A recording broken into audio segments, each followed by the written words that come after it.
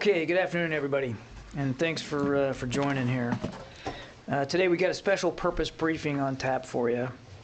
We're here to brief you on the results of the U.S. Africa Command's Army Regulation investigation and the independent review that Secretary Austin directed of the January 5th, 2020 attack on Cooperative Security Location Manda Bay in Kenya. Secretary Austin's intent for the independent review was to provide added insight, perspective, and the ability to assess the totality of this event involving multiple military services and Department of Defense components.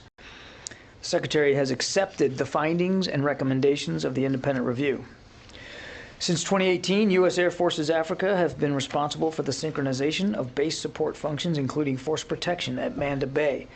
As a result of the findings of the investigation and the independent review, the Air Force took action to address accountability recommendations. I think you have a statement now from the Air Force about those accountability recommendations, and I would direct any of your questions about that directly to the Air Force. Today, we're going to start with remarks from General Stephen Townsend, Commander U.S. Africa Command, and General Paul Funk, Commander U.S. Army Training and Doctrine Command, who led the independent review. We also have Lieutenant General Stephen Basham, Deputy Commander, U.S. Air Forces Africa, joining us virtually to brief on the investigation. And in the room, Major General Tom Wilcox. Tom, right? Is that right? Yes, sir. Tom Wilcox from the independent review team, as well as Brigadier General Roy Collins, Director of Air Force Security Forces. Finally, one point as we move through the presentation today, we want to make sure that it's clear how much we appreciate our partnership with Kenya, and will continue to work closely with them in the fight against Al-Shabaab and other terrorist organizations. The briefers will take questions at the end of the entire presentation, so we'll get through each presentation, and then when that's all done, I will stay up here and I will moderate the Q&A. I think all told we got about an hour to work our way through that, so I won't delay any more. We'll tee up the video of General Townsend. Good afternoon. I'm General Steve Townsend, the commander of U.S. Africa Command, also known as AFRICOM. We're here today to formally brief the results of the investigation I directed into the January 5th, 2020 attack by Al-Shabaab on Cooperative Security Location, or CSL, Manda Bay, Kenya, that claimed the lives of a U.S. soldier and 2 U.S. contractors and injured 2 other U.S. service members, a U.S. contractor, and a Kenyan soldier. We honor the bravery and ultimate sacrifice of U.S. Army Specialist Henry J. Mayfield, Jr., Mr. Bruce Triplett, and Mr. Dustin Harrison. They are heroes. It is a solemn duty to provide their families and the American people with answers about what happened that day. There are no words that can take away from their loss. You will also hear about the results of the Secretary of Defense directed independent review of our investigation, which was conducted by U.S. Army General Paul Funk. U.S. AFRICOM took our investigation seriously and has taken extensive steps since the attack to make CSL Manda Bay and all of our operating locations across Africa more secure. I found the investigation team's work to be comprehensive, credible, and thorough. The independent review conducted by General Funk and his team validated that extensive work.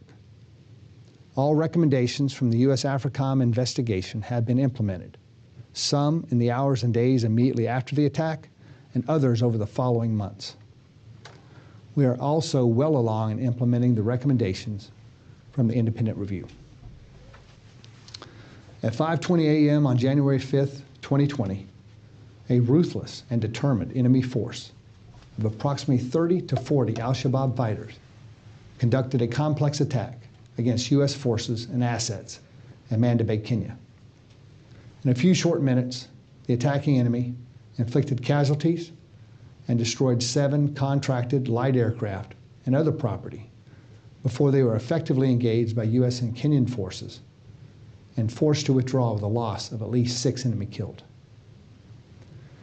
The investigation determined the proximate cause of the loss of lives and materiel was the attack by a mass force of determined, disciplined, and well-resourced Al-Shabaab fighters.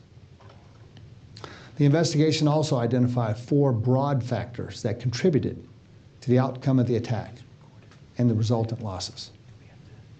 First, an inadequate focus on potential threats and force protection at multiple levels.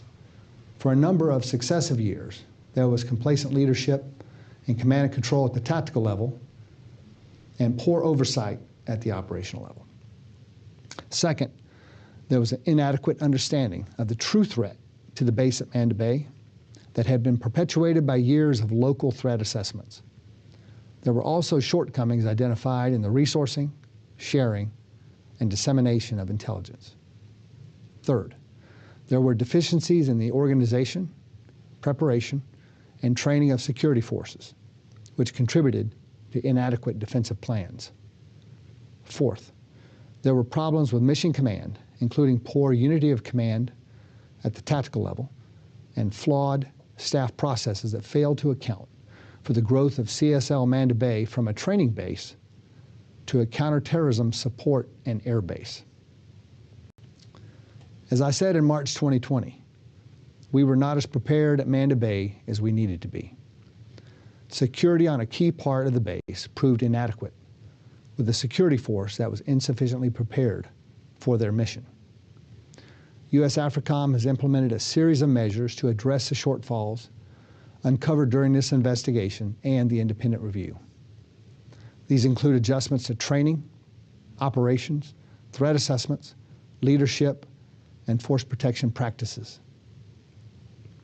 We are grateful to our Kenyan Defense Force partners who responded quickly and bravely to help fight off the terrorists who attacked Magogoni Airfield. The quick thinking, swift action, and bravery of U.S. Marines and Airmen, first responders, in concert with the Kenyan Armed Forces, was critical to containing and ultimately repelling this attack. Service in parts of Africa can be challenging, even dangerous at times. The threat from Al-Shabaab remains dangerous and real.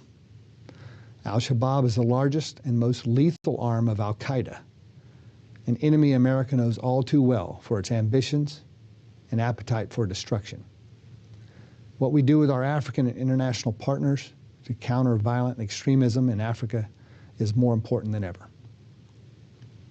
We hold a responsibility to Specialist Mayfield, Mr. Triplett, and Mr. Harrison to work every day to learn from this tragic event and to keep an attack like this from happening again.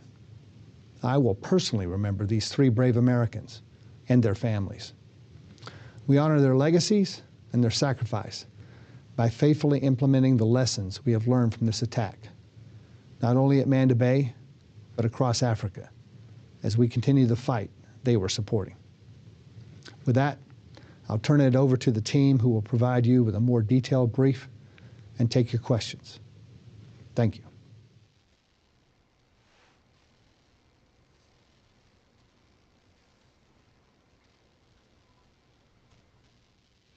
Good afternoon. I'm General Paul Funk, the commander of the United States Army's Training and Doctrine Command. I am grateful for the opportunity to speak with you today, and I thank you all for being here. As you just heard from General Steve Townsend, United States Africa Command conducted an extensive investigation into every aspect of the January 5th, 2020 attack on Cooperative Security Location, Manda Bay, Kenya, and the resultant deaths of 3 patriots who are in the valiant service to our nation. On behalf of the entire United States Army, I want to extend our heartfelt condolences to the families of Specialist Henry Mitch Mayfield Jr., Mr. Dustin Harrison, and Mr. Bruce Triplett. These brave Americans will never be forgotten. In fact, we are all here today to ensure we know what went right that day, what went wrong, and what we must learn and improve upon to ensure their deaths were not in vain. So let me talk a little bit about the process we used to do just that. In March of last year, the Secretary of Defense directed the U.S. Army appoint a 4-star general to conduct an independent review of the U.S. AFRICOM investigation to ensure the department had a complete look at the causes of the attack. The Secretary of the Army appointed me to execute that review, and I, with the support of our sister services, assembled a panel of 11 senior officers and non-commissioned officers from across the Department of the Defense with experience in deployed environments, command, force protection, training, and intelligence. Collectively, the panel had 412 years of military service, over 53 years of combat service, and approximately 107 years in command billets. Their expertise and knowledge were critical throughout the review process. The Secretary of Defense tasked the independent review to assess the entire U.S. AFRICOM investigation, to include if the pre-deployment training and the assignment process for the U.S. persons assigned to Manda Bay were appropriate for the mission. The Secretary of the Army then added additional focus areas by directing the independent review to address whether the actions or inactions of leaders and staff contributed to a poor understanding of the threat and an inadequate force protection posture, whether the findings from the original investigation of no criminal negligence or other misconduct by the U.S. personnel were consistent with the evidence, and whether further investigation was warranted concerning potential organizational and institutional issues. So we began a thorough review of the complete U.S. AFRICOM investigation. I should note my independent review benefited from a vast amount of additional information that was not available during the original investigation, such as a U.S. Air Force's Africa investigation that had already begun, documents from the Federal Bureau of Investigation and the U.S. Air Force's Office of Special Investigations, as well as multiple responses U.S. AFRICOM provided in response to our queries. Our review was comprehensive, and I hope that the attention to detail we applied demonstrates to you the importance with which the Secretary of Defense, the Secretary of the Army, and I addressed this undertaking. We lost 3 Americans who were willing to serve in an austere and dangerous location. Every member of my dedicated review team was committed to getting this right. Fundamentally, I found that the U.S. AFRICOM investigation was thorough, detailed, and supported by the evidence. I concurred that the proximate cause of the death of 3 U.S. citizens, injuries to 3 other U.S. citizens, and the loss of U.S. aircraft and property was the attack by a massed force of determined, disciplined, and well-resourced Al-Shabaab fighters. No single point of failure directly caused the loss of life, and damage to the property at Manda Bay. As General Townsend noted, his investigation identified 4 causal factors that contributed to the outcome of the attack. I concurred with these causal factors. Major General Tom Wilcox, a senior member of my review team, will provide additional details about the independent review for you today. Both General Townsend's investigation and my review found that neither criminal negligence nor misconduct by any U.S. personnel was the proximate cause of loss of life or property at Cooperative Security Location, Manda Bay. But because the charter of the independent review resulted in a more in-depth analysis of individual leader actions, I was able to identify multiple personnel whom I deemed negligent in their actions or inactions, which contributed to creating a vulnerable airfield. I submitted all of my findings and recommendations to the Secretary of Defense, and thanks to the hard work of the panel, I found no further investigation was necessary. To the families of our fallen, as well as those injured in the attack, I commit to you our full accounting of the event, and I am deeply respectful of your sacrifice. Okay, with that, we'll turn it over to Lieutenant General Basham, Deputy Commander of U.S. Air Force's Africa. He'll be joining us, as you see, virtually to brief you out on the 15-6 investigation. General Basham, can you hear me? Do you have us?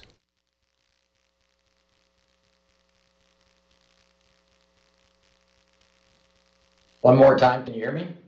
Now we got you, sir. All good to go. I'm gonna turn it over to you now. Thank you. Good afternoon. I'm Lieutenant General Stephen Basham, the Deputy Commander of the United States Air Forces in Europe and Air Forces in Africa. I'm speaking to you from Ramstein Air Base, Germany, and representing United States Africa Command. Building upon General Townsend's and General Funk's remarks, I will describe the attack on Manda Bay, the findings of the AFRICOM Army Regulation 15-6 investigation, and the corrective action taken by AFRICOM and subordinate commands. Following my comments, Major General Thomas Wilcox will provide additional insight into the independent review. He will be followed by Brigadier General Roy Collins, who will speak to the U.S. Air Force Security Forces training. As you heard from General Townsend, on January 5th, 2020, at 5:20 local, a well-prepared team of about 30 to 40 Al-Shabaab fighters conducted a complex attack against Cooperative Security Location, Manda Bay, Kenya. Cooperative Security Location, or CSL Manda Bay, is comprised of 3 main parts. The Kenyan Naval Base, Manda Bay, which encompasses U.S. Camp Simba as a base within a base, and the nearby Magagoni Airfield, located about 1 mile south of Camp Simba. That morning, Al-Shabaab members conducted near simultaneous attacks at both Camp Simba, which is where U.S. forces are housed and most work, and the nearby airfield. Al-Shabaab members initially fired 10 mortar rounds at Camp Simba, which caused only slight damage to the facility and no casualties. It is assessed that the attack on Camp Simba was designed to distract personnel and delay U.S. response to the main attack location of Magagoni Airfield. At the airfield, while the attack was starting at Camp Simba, 2 U.S. service members were driving along the runway in a small truck, clearing the runway of animals and other hazards to allow a King Air B-350 aircraft to depart safely. During the routine early morning clearing process, the service members saw thermal images through a handheld scope, which they initially thought were hyenas. As they approached to better identify the images, they realized too late that they had actually identified a group of Al-Shabaab fighters hiding in the vegetation. The Al-Shabaab fighters fired 2 rocket-propelled grenades, or RPGs, at the service members in the truck. The first RPG penetrated the front windshield, but did not explode. And 1 service member quickly escaped from the vehicle. The second RPG penetrated the driver's side door a moment later. This device detonated and killed Specialist Henry Mayfield instantly. Next, the fighters engaged the aircraft with RPG and small arms fire as it was beginning its takeoff roll. The plane caught fire, and the pilots, Mr. Dustin Harris and Mr. Bruce Triplett, were killed. The aircraft came to rest on the side of the runway, and it was assessed that the pilots purposely steered the aircraft off the runway to keep it free for future operations. A third contractor, who was in the back, was able to escape the burning aircraft. The contractor ran to meet up with other maintenance contractors in a nearby hangar, and they drove to Camp Simba. In addition to killing 3 U.S. personnel, the fighters also destroyed 6 U.S. aircraft, 1 Kenyan aircraft, several vehicles, and other property during the first few minutes of the attack.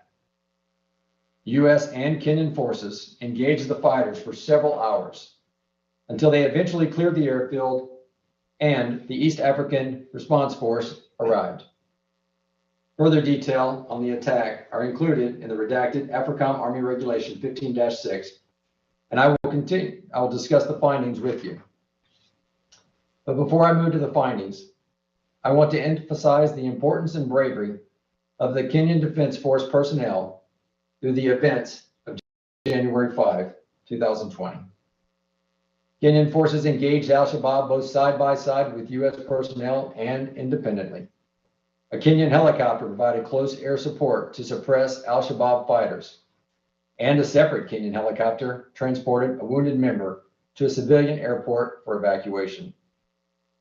Without question, the swift, skillful, and courageous response of the Kenyan Defense Force saved many lives that day. We are grateful for their strong relationship we have with these partners in Kenya, and especially for the bravery and skill they demonstrated that day. Now to the findings. The AFRICOM investigation found that the proximate cause of death, injury, and property damage was the attack itself by a massed force of determined, disciplined, and well-resourced Al-Shabaab fighters. No one act or omission by U.S. personnel would have avoided the attack.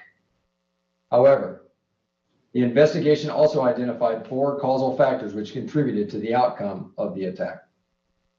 These findings are binned into 4 main categories: inadequate force protection focus, inadequate understanding of the threat, inadequate security force preparation, and problems with mission command. Following the attack, AFRICOM directed subordinate component commands to implement the following corrective actions at all locations on the continent, not just Manda Bay. Prioritize physical defense improvements. Conduct more frequent leadership visits and security inspections. Enhance intelligence sharing. Increase the size of security forces and adapt their focus and capability according to the threat at the location. Include defensive plans in pre-deployment training. Ensure clear command and control relationships, especially regarding force protection, and employ mobile surgical teams. Specific to Manda Bay, the improvements include clearing vegetation around Magagoni Airfield to improve fields of observation. Establish 360-degree defense at the airfield. Improving defenses, fighting positions, and indirect fire protection at Camp Simba. Increasing Kenyan participation in security operations. Increasing frequency and range of patrols, and improving communications, function, and capability of the Base Defense Operations Center. We continue to mourn the loss of Specialist Henry Mitch Mayfield, Mr. Dustin Harrison, and Mr. Bruce Triplett. Their memory remains strong and in the forefront of our minds as we continue to enhance security at Manda Bay and across the continent. These tragic losses served as a catalyst for significant improvement to force protection, intelligence sharing, security force preparation, and mission command for U.S. forces across Africa. as we counter ongoing threats from violent extremist organizations. These improvements will better protect our service members. This concludes my remarks. I will now turn the podium over to Major General Wilcox. Good afternoon, and thank you for being here today. I'm Major General Tom Wilcox, and I was appointed, along with other officers and non-commissioned officers from across the services, to assist General Funk with an independent review of U.S. Africa Command's investigation into the attack at Cooperative Security Location, Manda Bay. I appreciate the opportunity to be chosen to assist General Funk in his efforts and to be here today to share with you the key findings and recommendations from his independent review. I should note that before the independent review was directed, I was appointed to investigate aspects of the attack at Manda Bay by AFRICOM's Air Component Commander. That investigation was stopped when the independent review began, but not before I was able to walk the ground at Manda Bay, which definitely helped us during the review. The independent review first focused on understanding the facts, findings, exhibits, and supporting documents included in the original investigation. After exhaustive efforts by the independent review team, we concurred with the investigation on every significant issue. However, as General Funk explained, we benefited from a great amount of additional information not available at the time AFRICOM conducted its investigation. And we were able to expand on the 4 broad categories identified in the original investigation. That contributed to the outcome of the attack. Some highlights include, for force protection, the independent review found that there was an unacceptably long processing time for the planning, approval, and execution of force protection projects. The review recommended that more frequent reviews and rehearsals of force protection measures and base defense plans occur, and that higher headquarters increase their oversight of force protection issues. Looking at intelligence resourcing and structuring, the independent review found that there was not a comprehensive analysis of threat information for Manda Bay, and that insufficient resourcing and sharing of intelligence was an issue. This led to a recommendation that a holistic review of the intelligence architecture be conducted to ensure appropriate intelligence staffing, resourcing, and sharing of threat information. On security forces preparation and training, pre-deployment training, collective training, and overall readiness were found to be insufficient, as was the tactical response of the security forces personnel at Manda Bay, which leads back to into that intelligence piece that I talked about, getting the threat right. The review recommended restructuring pre-deployment training and certification to take advantage of collective training, rehearsals, and in-theater training. Then for mission command, it was found that flawed operational processes and inadequate command and control at the tactical level contributed to the outcome of the attack. Additionally, it was recommended that a single commander be given authority over the joint operating area where Manda Bay was located, to include oversight of force protection, intelligence, training, and other responsibilities. Beyond the overarching review of the initial inquiry, General Funk was also directed to answer specific questions during the independent review concerning pre-deployment training, the personnel assignment process, and whether the initial investigation of no negligence or misconduct was appropriate, whether the initial investigation's finding of no negligence or misconduct was appropriate, both at lower levels and for more senior leaders. In short, the independent review found that certain personnel at Manda Bay and its higher headquarters were negligent in performing their duties. The review also found that certain senior officers contributed to the inadequate force protection posture at Manda Bay and, to some extent, allowed a climate of complacency and poor understanding of the threat. In the end, though, while some individuals could and should have done better, the negligence of the individuals identified in the review was not the cause of the losses suffered in the attack, although it may have made the airfield more vulnerable. The independent review also reconfirmed the bravery and heroism of dozens of outstanding service members, civilians, and Kenyan forces. Like others speaking today, I too extend my sincere condolences to the families of those Americans who lost their lives in this attack. We are all encouraged by the improvements that have been made by AFRICOM and the Air Force as a result of this event. Lieutenant General Basham discussed many of those already, and I will now be followed by Brigadier General Roy Collins, who will discuss some others. Thank you. Thank you, sir. Good afternoon. I'm Brigadier General Roy Collins, Air Force Director of Security Forces. The Department of Defense investigation findings from the 5 January 2020 attack at Cooperative Security Location, Manda Bay, drove the need for enhanced security forces training scenarios and a modification of pre-deployment preparation in order to support U.S. AFRICOM's current force protection threat. Based on the tactical training deficiencies identified in the investigation, our Regional Training Center developed a robust mission-focused rehearsal training course designed to close the gaps identified with collective training, team cohesion and leadership, core skill training, rehearsals, battle drills, and mission preparation.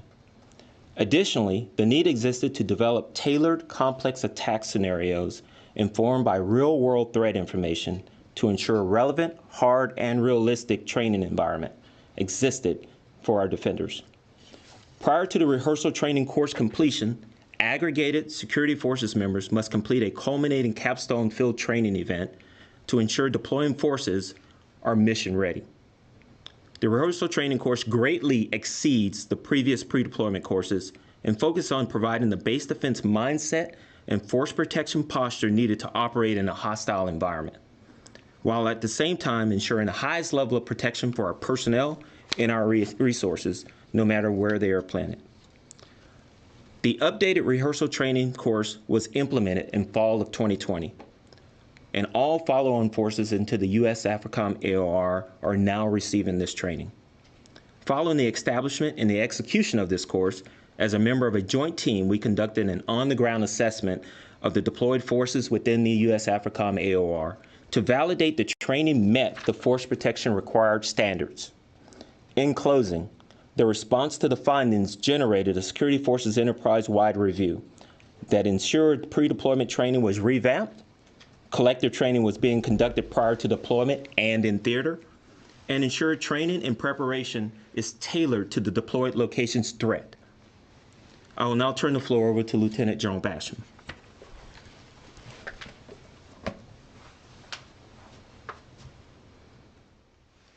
I think you're on mute there still, General. And Mr. Kirby, I'm showing that I'm off mute. Can you hear me? You're good now. Okay, I'll turn the floor over to you, and then we're prepared to take questions. Thank you. All right, General, thank you. Okay, we'll go to questions. Lita? Hi. I'm not sure exactly who can swing at this, but I have a couple things. One, you talked about improvements to training, et cetera. I'm wondering, it sounds like that is probably applicable to all forces going to AFRICOM, but was there any effort to consider whether or not similar deficiencies were at other areas, at other bases that also could benefit from some of the changes that were made here, including staffing shortfalls? And then secondarily, can you assess the ongoing Al-Shabaab threat and whether sort of overall has that changed, increased at Manda Bay and or in that region? And I have one thing that I don't know that you can address, but on the punishments, I know there's not a lot of detail about the discipline, but can anyone address whether anyone was fired, relieved of duty in any way other from their jobs, not removed from service, but anything like that? Yeah, Lita, let me jump in before the generals.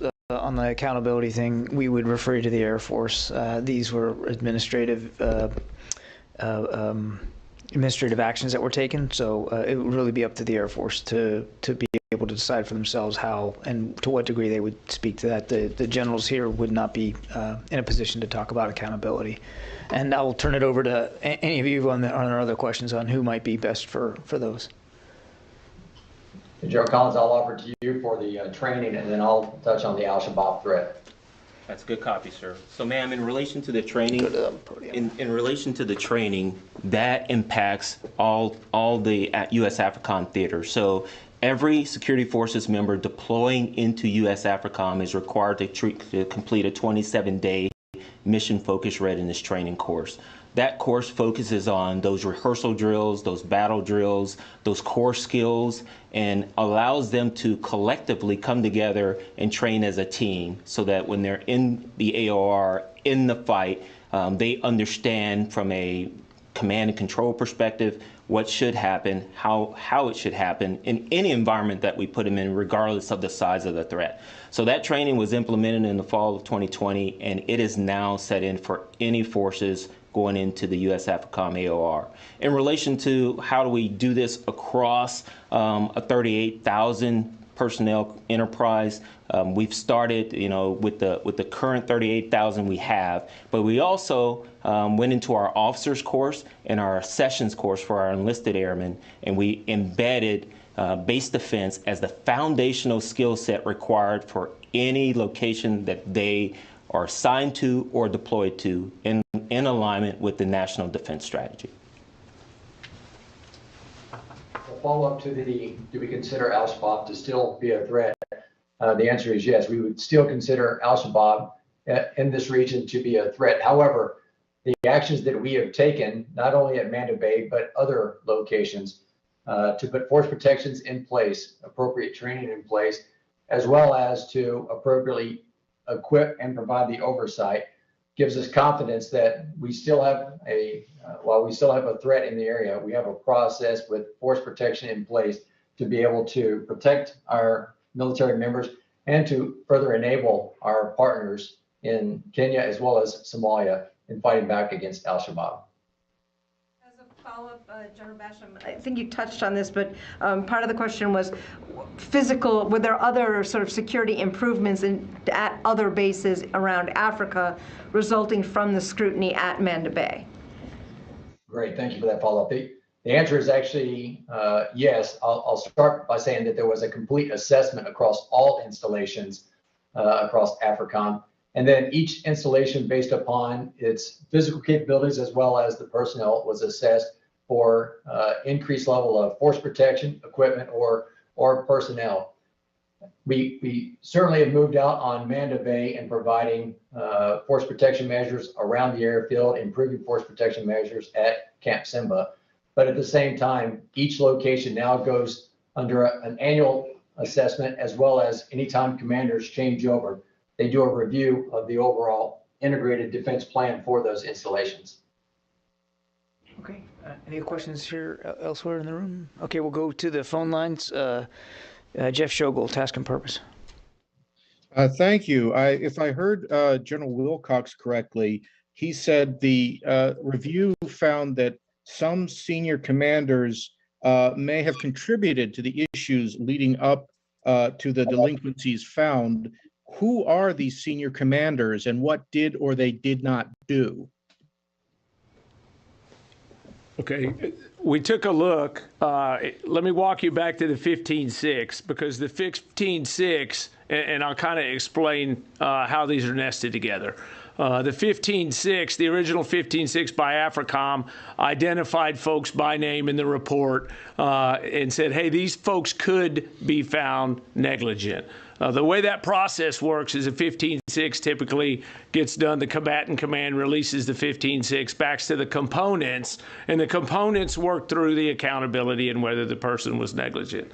I was actually on that team as part of the Air Force Africa prior to the Secretary of Defense initiating and ordering the independent review. So as part of the independent review, we took that, and we also looked across the spectrum of everybody that operates in that area, from AFRICOM to the Air Force, Special Operations Forces, the CJ Combined Joint Task Force, HOA, and the individuals there at Manda Bay, because General Funk was charged to go take a look at who, by their inactions or inactions, potentially was negligent. So we did that. And we looked and we found, and we said senior officers. We didn't say anything about commanders in the statement. General Funk said senior officers. He found some senior officers at the level above Manda Bay, and recommended negligence on those officers, basically because of the insufficient oversight that they had or provided, their inaction on that oversight for force protection, intelligence, etc. at Manda Bay.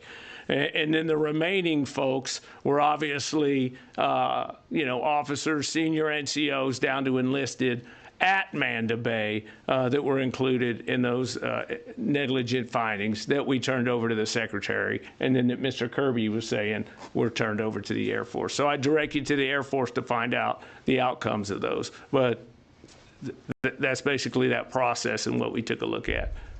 Okay. Yeah, go ahead. Please identify yourself. My name is Raj. I work for Huda Media Network. My question is on the attackers. I believe you said 6 of them were killed and there were about 30. But did the investigation also look at if there was a particular Al-Shabaab leader or figure that was behind the attack? Offer that following the attack, there was a process to go through to see if we could find out who was behind the attack. During 2020, there were upwards of 50 attacks on Al-Shabaab, and in 2021, upwards of 10 attacks on Al-Shabaab. I can say that from talking with General Townsend that we would assess that at least one individual that was connected to Al-Shabaab was in one of those attacks. But as far as any additional information or intelligence as to what has been done to locate individuals that were specifically involved and maybe even on the airfield, no additional information at this time. Okay, we'll go to Kasim on the phone there. Hi, John. Thank you very much. My question is covered. I will defer my chance for the next briefing. Thank you. All right. No more questions in the room? Okay, gentlemen, thank you very much for a really thoughtful and comprehensive presentation. We really appreciate your time. And General Basham, thanks for joining us virtually. Again, we appreciate that. This concludes the briefing for today. And again, for any other questions regarding accountability, please refer those to the Air Force. Thank you. Thank you, sir.